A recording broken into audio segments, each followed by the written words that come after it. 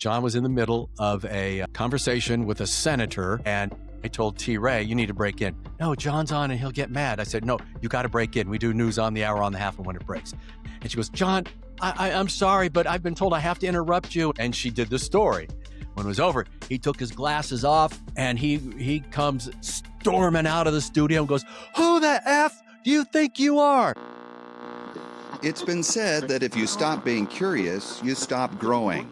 I'm David Wiley, and I've got questions. This is Dave Wants to Know. Let's dive in. Well, welcome back to Dave Wants to Know. And as many of you know, I was in the news business for many, many years on radio and TV, always pretty much as a one-man band. But in Los Angeles, Southern California, if you wanted team coverage, KFI was your go-to place. It was news and talk radio, and they had some of the best news coverage you'd find anywhere. In fact, one of the best news stations in the country. And the man that led that newsroom for many, many years is our guest today, Chris Little. Chris, thanks for being with us. Hey, David, thanks for having me. It's fun. I haven't done this in a long time. So 9 years as a reporter at KFI, and then an amazing 24 years as news director in radio. That is unheard of. It is pretty much unheard of. And actually, I started filling in 1991 and filled in from 91 until about 95. And then in 2000, I became the news director on 10/10/2000. And that it ended on 11/11/24. Well, and between those two dates, there's a lot of very important stuff going on. You racked up dozens of Edward R. Murrow Awards, Golden Mike Awards. You guys were kind of the go-to place. How did you continue to build good teams? Because it wasn't the same people all those years. It was different reporters rotating in and out. How did you continue to keep that cohesiveness and that great reporting that you guys were known for? Well, that's a loaded question. And it was a little bit of luck and a lot of looking around and some good training. I had some good training from some good people, David G. Hall and Mark Austin Thomas. They taught me the sound of the station, which is why I became the news director, because they said, I got it. You know, they say, you get it. And I didn't think the talent at the time. I definitely did not have the experience, but I got it. I was awarded the job over some people that had a lot more experience than me. And to answer your question, it was just ingrained in me that we have to have the best people at KFI, and they have to sound a certain way. And there aren't a whole lot of people who sound the way that people sounded at that time on KFI. And to some extent, still do, some of them now. But we had to find people who had a passion for news. They had to share my passion. And, you know, they had to be like these kind of guys that would sit on the edge of their seats and love to tell a story and never take no for an answer. And that's, you know, and I inherited some of them. One of them was Jay Lawrence. He was one of the best reporters out there, and we had Monica Evans and Vicki Moore, who then later broke my heart and left and went to KNX. I remember where I was the day that she told me she was leaving, and she spent a long career as an anchor at KNX. And then I started hiring people, and I would listen to their demos. And if they didn't catch me in the first, 5 minutes, I would throw them out and move on. And the first person I hired was Laura Ingle, not Laura Ingalls, Ingram. I mean, not Laura Ingram, but Laura Ingle. And she eventually went to Fox News, and she's now on with News Nation. And but she kind of helped set the stage. Because she was a go-getter, and she never took no for an answer. And those are the kind of people that, that we hired. And eventually, I hired a bunch of people, and I may leave some of them out, but one of the best reporters I ever hired was Steve Gregory. And a lot of people remember him because of his lockout. Steve Gregory, KFI News. Yes. Say that. I had a chance to meet him just a couple of years ago at a conference. He was a speaker, and that was a real treat for me. Yeah, he's another go-getter. He doesn't take no for an answer, and if you don't tell him what he needs to know, he'll get it from somebody else. But I used to tell Steve, you got to knock off that dumb lockout, because that was Jay Lawrence's lockout. Jay Lawrence, KFI News. Right. And but Steve loved it, and he did it as an homage to Jay. who passed away after Steve was hired, and people love it. So I don't know if that answers your question, but it's people with passion, and of course a good knowledge and the ability to be objective in their reporting. Well, that's interesting. I never knew that it was an homage to someone else, because I was like, how is he getting away with that? Having worked with program directors, no, you say it this way, But Yeah, so you're managing a room full of kind of A personality people who yeah, don't take no for an answer. they don't. H- That can't always be peace, love, and kumbaya. It isn't. And I used to tell them and tell others, like I'm going to tell you, that it's like managing or having a bunch of purebred horses, race horses at Santa Anita. Sometimes, and when they get out of the gate, they run a great race. But sometimes, as they're going into the gate, they stumble, they buck, or they come out of the gate and and they fall. And wrangling them, I was just like a shepherd, like herding a bunch of cats. And it was difficult, but relatively easy later on when I learned that they were, kind of just like me. But they respected me because I'd been out in the field. I had done every job at the radio station. So when they gave me an excuse, I would say, I've done it, so you can figure out how to do it. And so we had some tough times. I mean, there were some times when I thought people were going to leave, and there were some times when I thought I was going to leave. But we got through it. And it's rewarding working with those kinds of people because they always surprise you. And whenever I would look or listen to one of their stories, I was almost always surprised. And I used to tell them, it's like, you guys go out in the field and you do your thing. I give you kind of some ideas, and then you just go and you do what you do. And then when you return your stories on the station, it's like opening a present. And it's cool. It's like Christmas every day, usually. So you're pretty tough on, and still are, on grammar and stuff, but KFI Style was more of a casual storytelling, not the old hard news Walter Cronkite type of broadcasting. So how did you walk that line? Well, pretty easily, which is just to be conversational and be honest and be objective. The biggest thing is objectivity, and you can be on the left, you can be on the right, but you still have to be objective. And by objective, that's like you're not leaving words out that will color a story, errors of omission. But we did believe in, Edward R. Murrow and Walter Cronkite. And then I was taught by one of the best in the business, a guy named Mervyn Block, who wrote a book called Writing Broadcast News Shorter, Sharper, Stronger. I had Merv come out and do a couple of seminars, and Merv and I have stayed and are still in touch today. I just went to his 100th birthday in New York a few months ago in November. And anyway, what we did was we took the seriousness of those guys and the old school of those guys, and we took the style of AP, and then we spoke to the people. We didn't say, police pursued the suspect. We would say cops chased the guy. And we didn't use words that would evoke doubt, such as if police say something, we don't say police claim, because that's, invoking some doubt into the story. So we were just really careful with the words we used, and we talked about words a lot.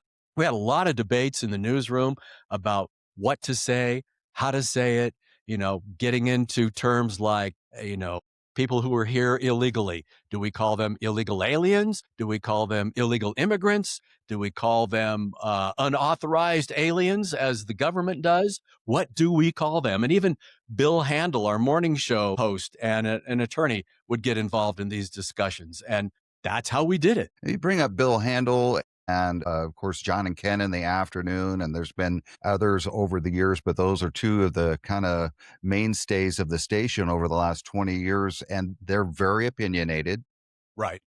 and at times could be very political. And your news reporters would go on their shows to give a Yeah. more in-depth perspective. What direction will you give your reporters to not show their hand as far as opinion or leaning one way or the other? Well, that was a tough one. The first one to go on one of those shows, I believe, was Eric Leonard, who is now Yes. working on Channel 4. Excuse me, just getting over a bad cough. And let's see. Oh, here, now I know how to mute it. I'll mute it next time. But I had to Now you tell, sound like Handel. yeah, yeah, I know. Ha- Ha- Handel would never mute. He would sneeze, he would cough, he would hack, and we were always, Handel, hit the mute button. You know, now I can't hit the mute button, but here it is. But Handel worked it every day. He should have Yeah. known. Yeah. But Eric Leonard went on with Handel, I think it was, or no, he must have gone on with John and Ken because Eric was on in the afternoon. And I told him, just go on, Eric, and tell your story. And Eric was very stiff at the time because this was new for us. And this was back in, around 2000, maybe 2001, when we started to inter- introduce the reporters on the shows with the on the shows with the talk shows. And so we told Eric, just stick to the facts. And John would ask him a question, and Eric would say, well, this reporter has no opinion. And then afterwards, John would be, what the hell was that? Who does he think he is? John would carry on, and it would intimidate the reporters, and they didn't, he wanted to hear, their opinion. And so we later started telling them, like Eric and others who went on, just throw them a piece of red meat. In other words, tell them something that Villaraigosa said, or whoever was the chief at the time said, and let them run with it. And what a lot of times what the host would do is they would ask a rhetorical question, and the reporters would feel like they had to answer that question.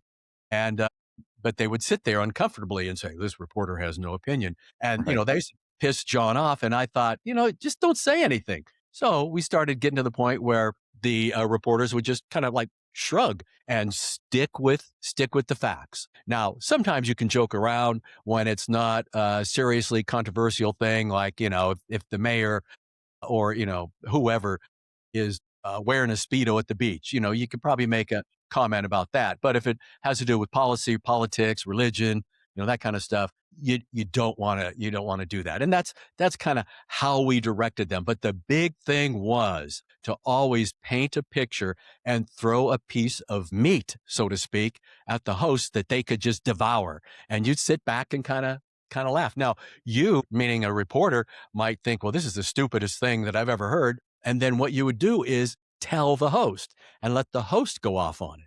That's how that worked. And Into then a people little started, inside. yeah. And then people came on and started telling all kinds of great stories. Well, that's cool, and that's what made it enjoyable. And I think it kind of changed the way a lot of people were reporting by interviewing reporters. That was not really done a lot before that, and yeah, like you said, by giving the host a chance to kind of riff off of it, it was very entertaining. I just want to tell you, it is entertaining. It was very different, and it crossed the line, and we crossed sort of a gray area.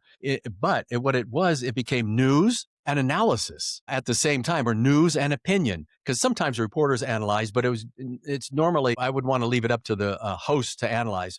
So we had something that KNX didn't have at that time, and people came flocking to the station to hear reporters debriefed by the hosts, and it became very powerful. Take me into the newsroom when some big breaking story is happening. And I'm trying to think of a few that maybe we talked off camera about the death of Michael Jackson or Kobe Bryant, these massive wildfires. How do you prepare? You go, we know we're going to be here for 12 hours or longer covering this. How do Yeah. you prepare for that? You don't. Here's what you do. And Shannon Farron of Gary and Shannon fame on KFI, who I hired both as reporters because they are excellent journalists. I told Shannon one time she didn't call me back. I said, you are like a surgeon. When I call you, you need to be available. You don't always have to come in, but you're like a surgeon. You need to be available. So I pounded that into everyone's head. And so everyone is available. I'm available. If my boss calls me, no matter what time, day or night, I'm there. And so I expected my reporters to be there too. So something, for example, like the Kobe Bryant story, I think I heard from Steve Gregory, and he said he's hearing about, a helicopter crash, and he wants to go out there or whatever. I'm like, okay, go. But a lot of times the reporters have the autonomy to just take off and wind up out a story and then call me and say, "Hey, I'm here." And I'm still in bed or whatever. And I'm like, great move. So I hired a bunch of thinking people who had the ability to do what they needed to do to get things done. And mostly it was, it was mostly Steve did that because he'll tell you he doesn't have a life. He's not married, doesn't have any kids. So this is his life. And he would wind up in Huntington Beach and say, "Here's an oil spill." I'm like, "I don't see it anywhere." He goes, "Yeah, I got a tip from the harbor patrol or whatever." But we're prepared in that we were prepared in that everyone had, remote production unit, an RPU in their vehicles and a cell phone so they could go out and connect to a tower from their truck. And their truck was like a broadcast studio, or they could use a cell phone. And in some cases, we would have satellite phones, depending on where they were. That was a rare case. And then, like in the Kobe Bryant story, we weren't ready for that. It just happened. And that came over on TMZ. And we're like, oh, TMZ is reporting that Michael Jackson has died. And everyone's like, it's BS. Yeah, how And did you handle that? So because TMZ, for a lot of, with regular media, with regular news media was considered tabloid and still is, yes. but they get a lot of stuff right, Well, and yeah, you know why, right? They why? pay, they pay for it. They they have people. They have people who work for the. They have their connections in the county and connections in hospitals and stuff. People know that if you work at a hospital and you've got some juice, you call Harvey Levin at TMZ. He will give you $1,500 or however much it is now to give him a story, and then. So he has regular contributors, and we always thought that was unethical. And a lot of people still think that is unethical. But here's the thing. He still gets the stories. So somebody from LA City Fire called him and said, "Hey, we just rolled out to Michael Jackson's house and he's dead." And Harvey is generally, TMZ is generally correct. Sometimes they are incorrect and and they have to correct themselves. So we had a debate in the newsroom. What do we do? And I This is on said, Michael Jackson. "This is on Michael Jackson, on Michael Jackson's death. What do we do?" And I said, "Well, TMZ's reporting it." I think somebody else might have said, "Why don't we just report what TMZ's reporting?" And I said, "Oh, I don't know about that, but it sounds like a reasonable choice because we've done this before." We would say something like, "The LA Times is reporting blah, blah, blah." And, we put it on the LA Times. But I had a big debate with my assistant news director who did not want to do it because, like me, he was old school. But I thought, what if they're right? And what's the worst that could happen if they're wrong? We just blame them. So we did go with it. And we said, TMZ is reporting that Michael Jackson has died. And then the next day, I get a call from a friend of mine who worked at the station that rolled out to the scene. And I said, "Keith, why didn't you call me?" He goes, "Well, I couldn't." But somebody else called TMZ, You don't so pay. Well, and yeah, a lot of exactly. people who are not from Southern California may not know, but Harvey actually was a legal analyst on TV news here in the way back. I met him in college at Cal State Northridge when he was still doing a legal type show and stuff like that. And then he got into the more And then tabloid stuff. he was a commenter too, I think, on People's Court. He would Yeah. stand out on the sidewalk and go, "Well, what do you think of that? The judge says blah, blah, blah, blah, blah." And then Harvey would say, "Okay, now back to you." Harvey, I remember I saw Harvey at an Associated Press, a big meeting. They used to have these meetings. Oh, I forgot what it was called. But anyway, and Harvey was speaking about his website. And he was the first person. I remember taking this back to the station and saying, "You know what I learned from Harvey Levin? What they do is they keep the same story. They just change out the photos. And that drives new traffic." And it was genius. And, so Harvey is a smart dude, and TMZ, love it or hate it, is a money-making product and has provided a lot of information. So we talk about the Michael Jackson story, and you guys decided to go ahead and attribute it to TMZ. Was there any time you can remember where you had some juice and nobody else had it, and you were having that same debate? Do we go with it? Nobody else has it. Are we sure?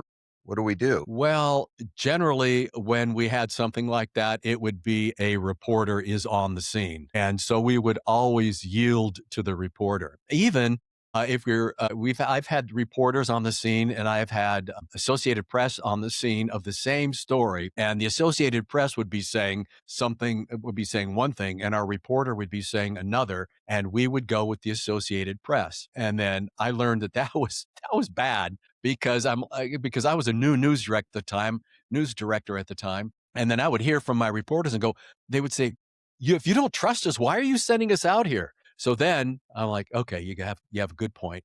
And then I realized over the months and the years that the reporters were almost always correct. So we didn't have a debate as to whether we should break something. We would have debates as to how long we should keep quiet on something that the LAPD or whatever's asked to keep our mouths shut on, because some of our people would have a certain connection source in the LAPD, but the LA Times would have another source. So then the LAPD source would tell us, hey, this is happening. Don't say a word. You can say something, after whatever, after the mayor says this, that, or the other. Or then the LA Times would scoop us. So we would try to figure out, stuff like that. But I will tell you, in all of my career, I've always believed that nobody really cares who has the story first. Well, somebody cares, and it's the reporter.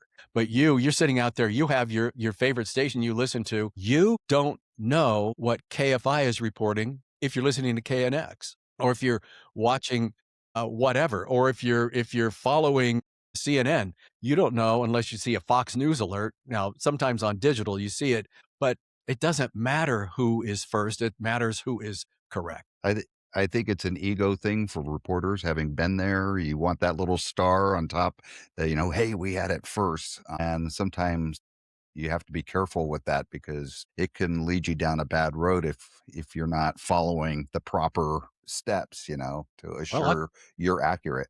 I'll give you a perfect example of that. I don't remember which pope it was, but it was the one who was dying, and we were waiting for smoke to Right. come out of the chimney.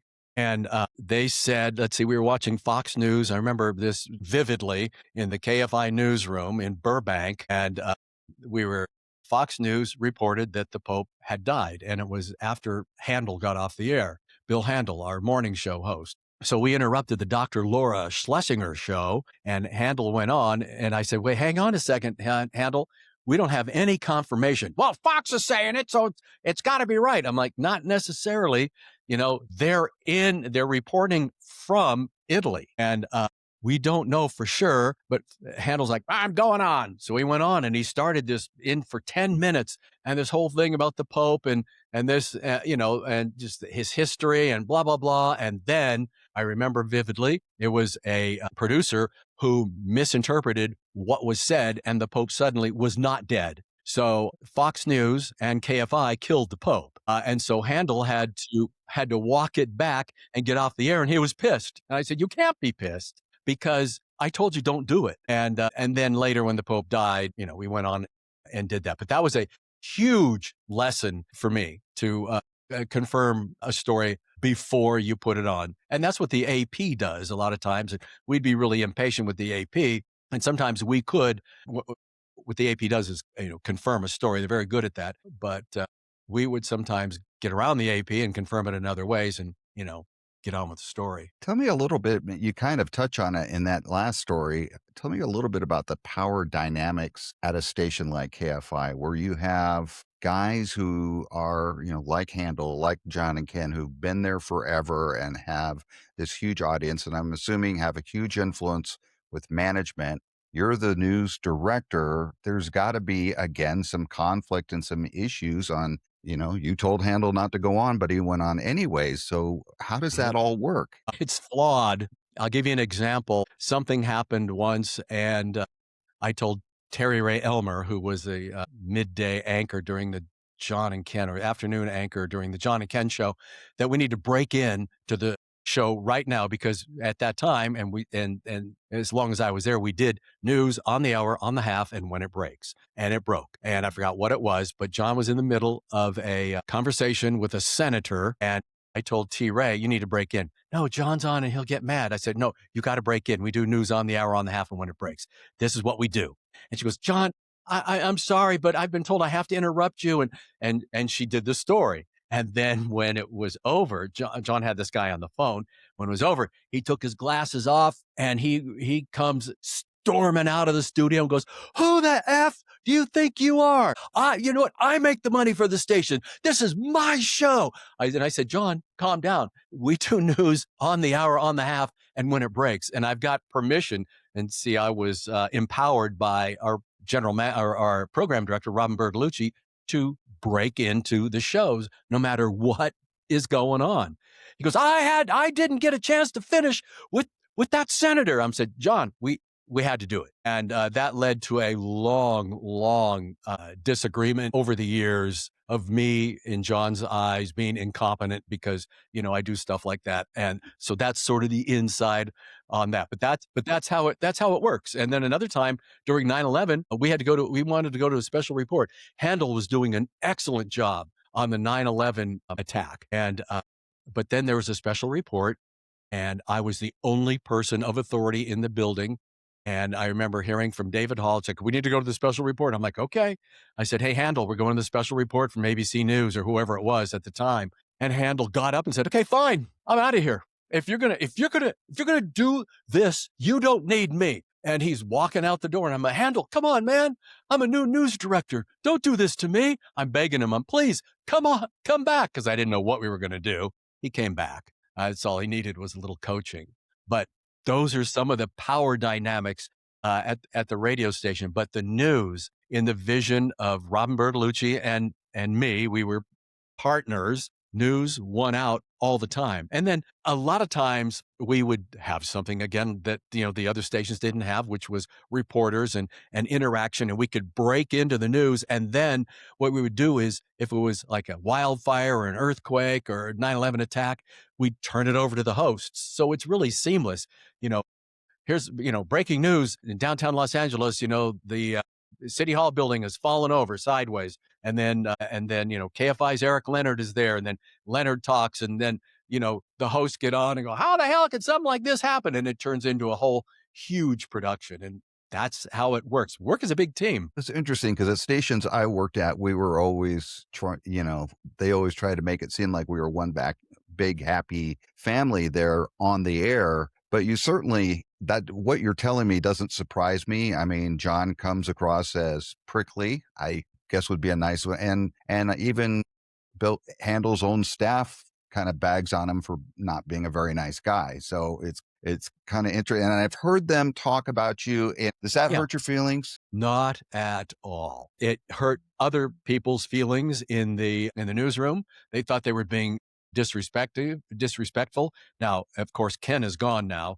but John and Ken, the inside scoop on that is I was a new news director. I made a lot of mistakes. I wasn't very tactful in the beginning, but I didn't take any crap from anybody because like I told you, I've done everything in a radio station except board op. I've even done a little bit of board opping. I've done everything. And so that gave me, this may sound a little pompous, but gave me the authority to say the things and do the things that I did. And so I would have anchors not like what I would say and not like what I'd tell them to do. And they would go and they would tattle to the program director. And the program director would come down and say something to me. And I'd say, "You got to let me run this show the way I want to run it, or I'll just go work someplace else." And I did have that conversation. I remember where I was in a house that I just bought after I became news director. With my news director money, I was willing to give it up and said, I told Robin Bertolucci, "You got to let me do it my way. That's why I'm here." So she started backing me up. And one of the anchors didn't like being told to go away by Robin. So she started complaining to John. And then, and it turned into, it was like a little schoolhouse. And that's the stuff that happens inside a radio station. But, and lots of drama. And then, they'd say I'm an idiot or, I'm incompetent or what have you. And I just kept saying, well, but I'm doing the job I was hired to do. And somehow that idiot stayed on for 24 years. That's right. Yeah. So that's a testament. Yeah. And the only reason that idiot, me, went away was because iHeart cut 550 jobs and they cut out, 17 of the 22 members of the news staff. And and I was one of them. And so were all of the reporters, like some of the best reporters ever: Steve Gregory, Blake Trolley. We had Corbin Carson and Chris. I forgot her last name. Sorry, but a lot of those people went away. The anchors stayed, and the editors went away. All of the editors landed on their feet. One went to People Magazine as the crime story editor. The other one went to a place called Crooked Media, and one is the morning news editor at KNX, and they're all in their 20s. So Talk to that me is about that day when did you see it coming? Or I know in my case, I didn't see it coming. Hindsight is 2020, but I right. didn't at the time see it coming. Did you know it was coming? And what was it like once you were let go? I mean, in radio, it happens to everyone, but It after does. such a long time at one place, It only I know happened it's to a me lot. once in my career, and it was here at KFI. I mean, Yeah. seriously, I got fired in my first job as a reporter after 6 months at WIFE radio in Indianapolis. But yeah, wife, Why, really? yeah, wife radio. Yeah, it was on election night. My boss, Robin Bertolucci, said, like she always does, "Got a minute?" And I'm like, "Yeah." She goes, "Hey, come in and shut the door." Excuse me. I shut the door. She sits down in a chair. I sit down on the couch. She leans forward like this and goes, "I got to tell you something very important." And I thought, "Uh-oh, I'm getting fired." And she said, excuse me, she says, "I'm leaving." And I said, "What?" "I'm leaving." And I said, "When?" She goes, "Thursday." I said, "Next Thursday?" She goes, "No, like day after tomorrow, Thursday." And she couldn't tell me that I was leaving too, but she knew because she had to sign a non-disclosure, an NDA. And so we just talked and I figured it out. And so that next day, that was Tuesday. So the next day I texted the higher ups, her boss, my boss, and, radio silence. I said, "Come on, you guys, I hear we're leaving." And then, so that was, that'd be Wednesday. Then Thursday, I heard, "You're on the list," from the IT department. They said, "You're on the list of cuts. We don't have the list here, but we've heard from corporate that you're on the list." So I texted again, "What's going on, guys?" Nothing, which is typical. That's how upper management works because they're afraid to talk to you. They don't want to say it. I don't know. I guess it's hard to say, "Well, yeah, we're going to fire you, but not until Monday," or whatever. Yeah. So on Friday, I decided I'm going to drive in because I knew pretty much that, so with radio silence from the bosses, when you're telling them, "I hear I'm leaving," means you're leaving. So I drove our SUV in, and I had a bunch of boxes of stuff that we kept not in my office, but in a storage area down in the garage with the promotion stuff. TMI, I know, but so I went and got that. And then one of our editors came in with a bottle of, I think, Tito's vodka, and we did some toasts because we knew we were leaving. And then I walked into the studio with the anchor, and I did a shot of vodka with him. I said, "I think I'm going." And then, and that Friday, I texted him, nothing. And then Saturday, Sunday, text, nothing. And then Monday, I'm a veteran. I said, "Hey, it's Veterans Day. I'm not coming in unless I'm coming in to get fired, or coming in unless I need to come in." And they said, "Why don't you come in at noon?" So I said, "Okay." So I dressed up, put on a jacket and no tie, but just a shirt like this with a jacket. And I walked in, excuse me, and I thought, well, I'll be funny. I'll go around and I'll tell people I've got a 12 o'clock appointment, but I'm going to be late because what are they going to do? Fire me? And everyone's like, laughing. They thought it was funny. So I went up there late and walked in. Nobody's looking at me. I sit down and they said, "Well, we suppose you know why you're here." And I'm like, "Yeah." Said, "Well, we're going to have to ask you to, I don't know what they said. We're parting ways, and we need you to return the company vehicle that you have." I started laughing. I said, "In my 24 years here, I have never had a company vehicle." And they said, "Well, do you have any company equipment?" And I said, "Yes." And I sat back. They said, "Well, can you tell us what it is?" I said, "No, you need to figure it out because you obviously think that I have a company vehicle. So, I may make out well in this deal." And then I had a conversation with a guy sitting to my right, Paul Corvino. And I said, "What you guys are doing is one of the worst things you could do to LA." I said, "You're cutting out a solid news voice, an independent, objective news voice in Los Angeles. And this is bad for the business in general. We don't care. We don't, we're an entertainment company. Well, we don't do news." I'm like, "Okay." And I left. So I went down, and before this was happening, actually, one of my reporters called me and said, they just fired me. And I said, where are you? So I'm out in the field. And so they started firing people while they're out in the field. Like Blake Trolley one of my reporters was waiting for a interview from a senator. And in between the call and the interview, he got fired, but he finished the story. Aaron Ben Moshe, who went over to KNX, was sitting there typing stories. And she goes, what am I supposed to do? And her and Emily Four, typing their stories. And they said, are we supposed to keep working? And they're like, hell yeah, we're going to keep working until the moment they fire us. And that's the attitude everybody had. And then everybody got fired. Nobody really got a chance to say goodbye to anyone. So I had a party at my house, and it was called a friendship party. And we had everybody from the radio station come over. And I mean, almost everybody, not John and Ken, but, uh, Conway was there, Gary and Right. Shannon, everybody. And we got a chance to say goodbye. I had a big catered dinner for them, and we just hung out and, in the backyard and had a good time, and everyone got to say goodbye. And that's how that happened. And to this day, I still stay in contact with pretty much everybody. Did it feel like a relief? Well, yes, because my cell phone stopped going off seriously. It would go off every day from about 7 a.m. until 11 p.m. I'd get calls and texts every day, 7 days a week, and sometimes overnight. There'd be a 5.0 earthquake. And, when Michael Crozier was working overnight, he'd call me and say, hey, boss, we got an earthquake. I know you want to know, but I don't know if it's that big. It's worth waking you up, but I'm waking you up. I'd get those calls all the time. And so that was a big relief. And, I was connected to either a pager or a cell phone from 1991 until 2024. And now I let my phone sometimes run the battery out. Let's see.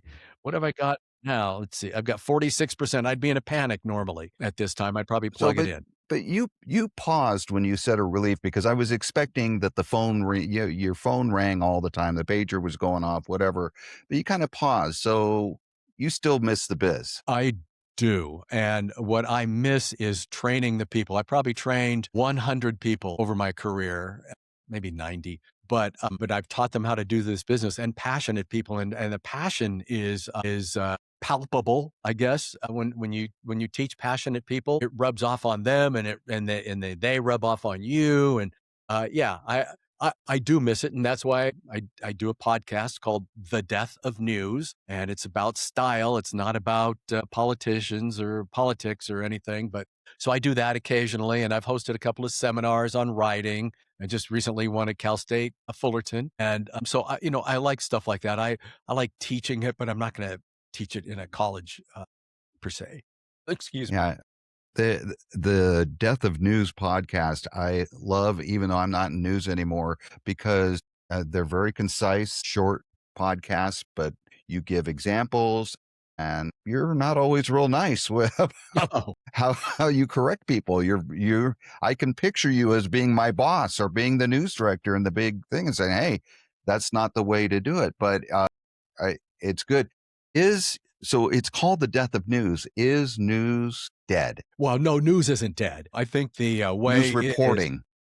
the news reporting. No, I think in the traditional way, it probably is, because there are a lot of social justice warriors out there as journalists. And what happens is they tend to push the story one way or another, and, to the left or the right, or to conform to their agenda. And that is damaging to everybody. Now, it's good to talk about social justice, but when you're out doing a story about the cops, for example, you just really need to say, here's what happened. And then if you want to analyze why it happened, that's another story. And I think people are missing out. They may not be missing it, but they're missing out on objective news. And objective news is really important for a free society. It's not social justice warrior news that is important for a free society. Social justice warrior news digs up a lot of crap, and that's good, but it has its place, but not in the place of, I don't believe, in just telling the news, hey, there's a fire, and the forest is burning down, but it's not up to the reporter to say, and the reason the forest is burning down is because of the crappy way we've been taking care of our forests. That's not where that goes. That belongs to the talk show host or to an opinion piece or a deeper dive in why did the forest burn down, and then what you say as a reporter is it's because of this. You don't say that. You say, David Wiley says it's because of, bad management or whatever. So that type of report, Attribution. attribution. Yeah. Yeah. You need to attribute and, and it keeps everybody honest. For those who are watching who are not journalists or former journalists, and we don't have the old KFI who played it down the middle, the KFI news reporters. We've become this world of you watch CNN or you watch Fox, and it's almost like, you can go to a part, oh, that's the CNN people over there. How do we know what is true and what is not true when we're watching TV news or even listening to local radio? Is Mm. there a way for us to interpret news or key phrases we can listen to go, okay, they're editorializing, or they're not telling the whole story? Yes. And one of those ways is like if you're watching CNN, if you're watching an opinion piece or an opinion, you have to understand that if there's a reporter out there standing at the White House, you're getting the straight dirt, so to speak, straight dope, as they say. But if you're watching somebody like, I haven't watched CNN in a while since I've been out of the news business, but if you're watching one of the shows, a lot of times those are kind of opinion pieces. It's news and analysis and opinion. Same thing with Fox. If you see a reporter, I used to say, like when Laura Ingle was at Fox News, if you see Laura Ingle out in the field, you're getting a true story. And if you're watching a Fox News report, which they used to have, I don't know if they still do, then you're getting an objective, mostly objective news story. But if you're watching Hannity or whoever else on Fox, you're not getting it. So the question is, what do you look for? What do you listen for? Well, you listen for attribution. If you say, somebody was shot and this happened and that happened, and you don't hear any attribution, then you know that it's mostly coming from the back of somebody's mind. They're regurgitating something that they may or may not have heard. When you hear attribution or, it happened at this time, the sheriff says this, the coroner says that, the president says this, then you can be assured that you're hearing what that person said. Now, the president may say something that's not true. The coroner may say something that's not true, and so might the cops. But it's up to the reporter to report, what is happening. And then you listen for words like, and we've talked about being objective. When word choice is really important. So, and I mentioned this earlier, police say something, but if you say police claim something, then, that's a buzzword. Or, well, here we go again. If you hear something like that, then you got a problem. Well, the president again is saying da da da.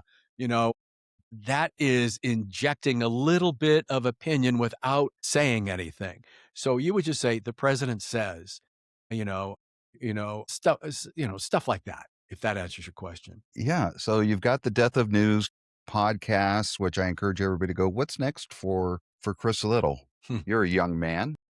Yes. Well, I'm enjoying being retired. I'm playing pickleball and riding a mountain bike. I am involved in some local community stuff that is keeping me busy, which has been keeping me away from producing the Death of News. And I want to continue on with the podcast. That is really my connection. It's just a connection to the journalism world. It is a labor of love. That's what I like to do. It's getting into the newsrooms. I hear from people at Channel 5 saying, "Hey, we love it. Keep it up. Just don't talk about us," and I'm like, okay, I like to expose, just bad writing and bad word choice and things like that. Like, they rushed the victim to a local hospital. Well, if you're a victim, you would always be rushed to a local hospital. And if you were rushed to a hospital outside of town, that would be a story. And if you weren't actually rushed to the hospital, that would be a story as well. Well, they took their time and they took the guy to a hospital 400 miles away. Doesn't happen. This is the kind of stuff you're going to hear on the Death of News podcast. One final thing. a high school senior or a young college student maybe considering a career in journalism, would you advise it or say, look elsewhere? No, I would advise it. Definitely. If you have the passion to do it, 100% do it. But you have to read the book by Mervyn Block. It's an older book, but it is 100% true. It's all about writing broadcast news conversationally, shorter, sharper, and stronger. And what I like to tell people, if there's two people in my office and they're both equally educated, but one read Mervyn Block's book and one did not, I guarantee you the one who read Mervyn Block's book would be the better writer and get the job. But definitely pursue it. Interesting. Okay.